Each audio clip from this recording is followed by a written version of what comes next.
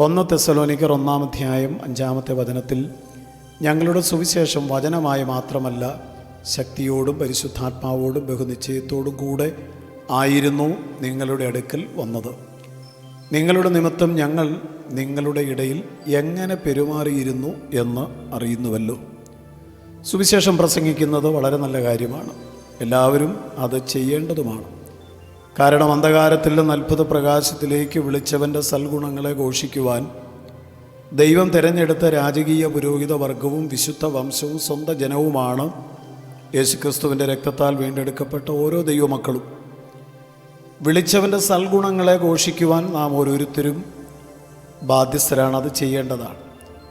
എന്നാൽ സുവിശേഷം പ്രസംഗിക്കുന്നതിന് മുമ്പ് നാം ആരോടാണോ സുവിശേഷം പങ്കുവെക്കുവാൻ വേണ്ടി പോകുന്നത് അവരോടുള്ള നമ്മുടെ പെരുമാറ്റം എങ്ങനെയായിരിക്കണം എന്നുള്ളതിനെക്കുറിച്ചും നാം എപ്രകാരമാണ് ദൈവത്തിൻ്റെ വചനം പ്രസംഗിക്കേണ്ടത് എന്നുള്ളതിനെക്കുറിച്ചുമാണ് ഇന്നത്തെ വചനത്തിൽ നിന്ന് പരിശുദ്ധാത്മാവ് നമ്മെ മനസ്സിലാക്കി തരുവാനായിട്ട് ആഗ്രഹിക്കുന്നത്. ഇവിടെ പൗലോസ് അപ്പോസ്തലൻ പറയുന്നു, നിങ്ങളുടെ നിമിത്തം ഞങ്ങൾ നിങ്ങളുടെ ഇടയിൽ എങ്ങനെ പെരുമാറിയിരിക്കുന്നു എന്ന് നിങ്ങൾ അറിയുന്നുവല്ലോ. സുവിശേഷം കേൾക്കുന്നവർ സുവിശേഷം വിശ്വസിക്കണമെങ്കിൽ സുവിശേഷം പ്രസംഗിക്കുന്നവരുടെ പെരുമാറ്റം അവർക്ക് ബോധ്യപ്പെടണം. ക്രിസ്തുവിൻ്റെ സ്വഭാവത്തോട് അനുരൂപപ്പെടുന്ന വ്യക്തികൾക്ക് മാത്രമേ, അല്ലെങ്കിൽ ക്രിസ്തുവിൻ്റെ മനസ്സലിവോടും ക്രിസ്തുവിൻ്റെ സ്നേഹത്തോടും ക്രിസ്തുവിൻ്റെ ഭാവത്തോടും കൂടി ദൈവവചനം പ്രസംഗിക്കുന്ന പൗലോസുമാർ ഉണ്ടെങ്കിൽ മാത്രമേ കേൾക്കുന്നവർക്ക് ആത്മീയ വർധനവും അവർ രക്ഷയിലേക്ക് നയിക്കപ്പെടുവാൻ ഇടയാവുകയും ചെയ്യുകയുള്ളൂ. പൗലോസിൻ്റെ പ്രാഗൽഭ്യം അതാണ്. ഞങ്ങൾ നിങ്ങളുടെ ഇടയിൽ പെരുമാറിയത് എങ്ങനെയാണെന്ന് നിങ്ങൾക്കറിയാം. തൻ്റെ പ്രാഗൽഭ്യമാണ്. താൻ കൗശലവാക്കുകളോ ഉപായങ്ങളോ മുഖസ്തുതിയോ ഒന്നും അവിടെ പ്രസംഗിച്ചിട്ടില്ല, പ്രയോഗിച്ചിട്ടില്ല. മാത്രമല്ല തൻ്റെയും തൻ്റെ കൂടെയുള്ളവരുടെയും കാര്യങ്ങൾ നിവർത്തിക്കുവാൻ വേണ്ടി തെസ്സലോനിക്കയിലുള്ള ദൈവമക്കളെ ആരെയും ഭാരപ്പെടുത്താതെ സ്വന്തം കൈകൊണ്ട് വേല ചെയ്ത് അധ്വാനിക്കുന്നു.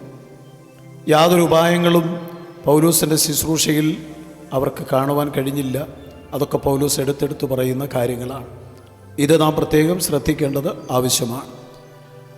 വാക്ചാതുര്യമുള്ള വ്യക്തികളാണെങ്കിലും പ്രസംഗചാതുര്യമുള്ള വ്യക്തികളാണെങ്കിലും എത്ര നന്നായിട്ട് ദൈവത്തിൻ്റെ സുവിശേഷം പ്രസംഗിച്ചാലും ആളുകൾ ശ്രദ്ധിക്കണമെങ്കിൽ, ആളുകൾ രക്ഷയിലേക്ക് വരണമെങ്കിൽ സുവിശേഷം പ്രസംഗിക്കുന്നവർ വചനത്തിനനുസരണമായിട്ട് പെരുമാറിയിരിക്കണം. അതായിരിക്കണം അവരുടെ യോഗ്യത. ഇത് എല്ലാവരും പ്രത്യേകം ശ്രദ്ധിക്കേണ്ടത് അത്യാവശ്യമാണ്. നാം എല്ലാവരും ജീവിക്കുന്ന ക്രിസ്തുവിൻ്റെ പത്രങ്ങളാണ്. ലോകത്തിലുള്ള മനുഷ്യരെല്ലാം നമ്മെ വായിച്ചുകൊണ്ടാണ് ഇരിക്കുന്നത്. നമ്മുടെ നടപ്പും നമ്മുടെ ഗമനവും ആഗമനവും സംസാരവും പെരുമാറ്റവും ഇടപാടുകളും വസ്ത്രധാരണങ്ങളുമെല്ലാം ലോകം നിരീക്ഷിച്ചു കൊണ്ടിരിക്കുകയാണ്. ക്രിസ്തുവിൻ്റെ പ്രതിപുരുഷന്മാരായി, അല്ലെങ്കിൽ ക്രിസ്തുവിന് പകരം ദൈവത്തോട് നിരന്നുകൊള്ളുവിൻ എന്ന് ലോകത്തോട് പ്രസംഗിക്കുമ്പോൾ പ്രസംഗം മാത്രമല്ല ആളുകൾ ശ്രദ്ധിക്കുന്നത്, പ്രസംഗിക്കുന്നവരെയും ആളുകൾ ശ്രദ്ധിക്കുന്നു. ഞങ്ങളെങ്ങനെയായാലും കുഴപ്പമില്ല, നിങ്ങൾ യേശുവിനെ നോക്കിയാൽ മതി എന്നൊക്കെ പറഞ്ഞ് രക്ഷപ്പെടുവാൻ ആർക്കും സാധ്യമല്ല. അതുകൊണ്ട് പ്രസംഗിച്ചിട്ട് കൊള്ളരുതാത്തവനായി പോകാതിരിപ്പാൻ ഞാൻ എൻ്റെ ശരീരത്തെ ദണ്ഡിപ്പിച്ച് അടിമയാക്കുന്നു എന്ന് പറഞ്ഞ പൗലൂസിനെ പോലെ ദൈവത്തിൻ്റെ വചനം പ്രസംഗിക്കുന്നവർ, സുവിശേഷം പ്രസംഗിക്കുന്നവർ അവരുടെ ജീവിതത്തെ ദൈവവചനപ്രകാരം ക്രമപ്പെടുത്തണം. പഴയ നിയമ തിരുവെഴുത്തുകളിൽ സങ്കീർത്തന ഭാഗത്ത് നമ്മളിങ്ങനെ വായിക്കുന്നുണ്ട്, നീ കള്ളനെ കണ്ടാൽ അവന് അനുകൂലപ്പെടുന്നു, വ്യഭിചാരികളോടുകൂടെ നീ പങ്കുകൂടുന്നു, നിൻ്റെ സഹോദരന് വിരോധമായിട്ട് നീ സംസാരിക്കുന്നു, എൻ്റെ വചനം നിൻ്റെ വായിലെടുപ്പാൻ നിനക്കെന്ത് കാര്യം എന്ന് 50-ാം സങ്കീർത്തനത്തിൽ നമ്മൾ വായിക്കുന്നുണ്ടല്ലോ. ഇതൊക്കെയും ചെയ്ത് ഞാൻ മിണ്ടാതെ ഇരിക്കിയാൽ ഞാനും നിന്നെപ്പോലെയുള്ളവനെന്ന് നീ വിചാരിച്ചുവോ എന്നൊരു താക്കീതിൻ്റെ ശബ്ദവും നമുക്കവിടെ കേൾക്കുവാനായിട്ട് സാധിക്കും. അതുകൊണ്ട് ദൈവവചനം പ്രസംഗിക്കുന്നവർ പൗലൂസിനെ പോലെ അവനവൻ്റെ പെരുമാറ്റം വളരെ യോഗ്യമായി ഉള്ളതായിരിക്കണം എന്ന കാര്യത്തിൽ ഉറപ്പുവരുത്തേണ്ടത് ആവശ്യമാണ്. ദൈവത്തിൻ്റെയും മനുഷ്യൻ്റെയും മുമ്പാകെ നല്ല സാക്ഷ്യം പ്രാപിച്ച് വേണം ദൈവവചനം പ്രസംഗിപ്പാൻ.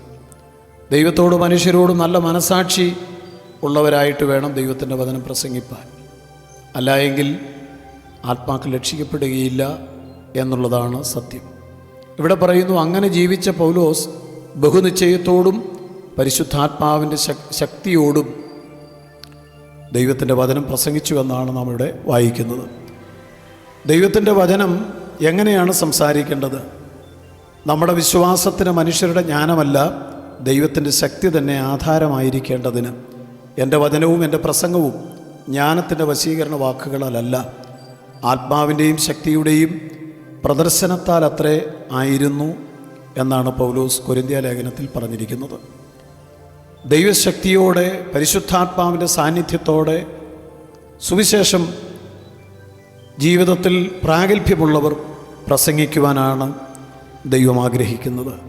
അതിനുള്ള കൃപ എല്ലാവർക്കും ദൈവം നൽകി തരട്ടെ. ദൈവം നമ്മെ അനുഗ്രഹിക്കട്ടെ. കർത്താവെ, ഞങ്ങളെ കേൾപ്പിച്ച അവിടുത്തെ വചനത്തിനായി സ്തോത്രം. വചനമനുസരിച്ച് നല്ല സാക്ഷ്യത്തോടെ സുവിശേഷം പ്രസംഗിപ്പാൻ, ബഹുനിശ്ചയത്തോടും പൂർണ്ണ ശക്തിയോടും പ്രസംഗിപ്പാൻ ഏവർക്കും കൃപ കൊടുക്കണമേ. യേശുക്രിസ്തുവിൻ നാമത്തിൽ തന്നെ ആമേൻ.